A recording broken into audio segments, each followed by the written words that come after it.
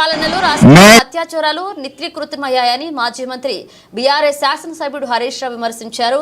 గాంధీ ఆసుపత్రిలో ఆసిఫాబాద్ బాధితురాలని హరీష్ రావు, సబితా ఇంద్రారెడ్డి, సునీత లక్ష్మారెడ్డి తదితర బీఆర్ఎస్ నేతలు పరామర్శించారు.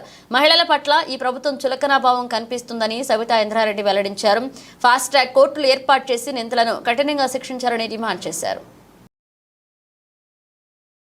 రోజు అత్యాచారాలు జరుగుతున్నాయి, మహిళలకు భద్రత కరువైపోయింది, ఈ ప్రభుత్వం ఫెయిల్ అయిపోయిందని సబితా ఇంద్రారెడ్డి గారు శాసనసభలో మాట్లాడితే మరుసటి రోజే హైదరాబాద్ లో 4 అత్యాచారాలు జరిగినాయి. అంటే ఈ ప్రభుత్వం మొద్దు నిద్రపోతా ఉంది. ఒకప్పుడు కేసీఆర్ గారి హయాంలో షీ టీమ్స్ పెట్టి రక్షణకు కేర్ ఆఫ్ అడ్రస్ గా హైదరాబాద్ ను మార్చారు.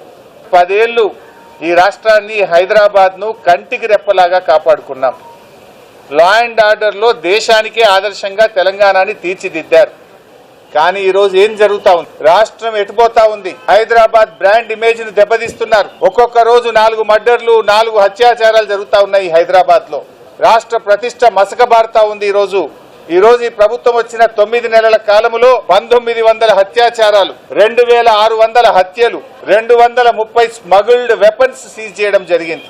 అంటే ఎక్కడికి వస్తున్నాయి ఈ తుపాకులు? ఒకప్పుడు బీహార్ లో ఉండే నాటు తుపాకులు ఇవాళ తెలంగాణలో నాటు తుపాకులు రాజ్యమేలుతున్నాయి. 22-24 ఏళ్ల యువకుల చేతుల్లో నాటు తుపాకులు ఉన్నాయి. అడ్డగోలుగా స్మగుల్డ్ వెపన్స్ ఈ రాష్ట్రంలోకి దిగుమతి అవుతా ఉన్నాయి.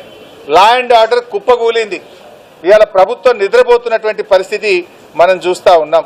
అంటే గత 8 నెలల్లో మహిళల మీద ఎలాంటి అత్యాచారాలు, అఘాయితాలు జరిగినాయి అనేది రాష్ట్రంలో అందరూ వింటూ ఉన్నారు. అసెంబ్లీ వేదికగా మాట్లాడుతూ ఉన్నాయి. ప్రభుత్వానికి చలనం లేదు.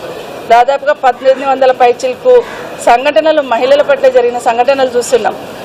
హైదరాబాద్ చుట్టుపక్కల కానీ, నాగర్ కర్నూల్లో గిరిజన మహిళల మీద జరిగిన సంఘటన కానివ్వండి, మొన్న షాద్నగర్లో జరిగిన సంఘటన కానివ్వండి, మహిళలంటే ఒక చులకన భావంతో ఈ పాలన జరుగుతున్నట్టు కనిపిస్తూ ఉంది. మహిళల పట్ల అగత్యాలు జరుగుతూ ఉన్న, అత్యాచారాలు జరుగుతూ ఉన్న, స్పందించడానికి ఈ రాష్ట్ర ముఖ్యమంత్రి గారికి కనీసం తీరిక కూడా లేని పరిస్థితి చూస్తూ ఉన్నాం.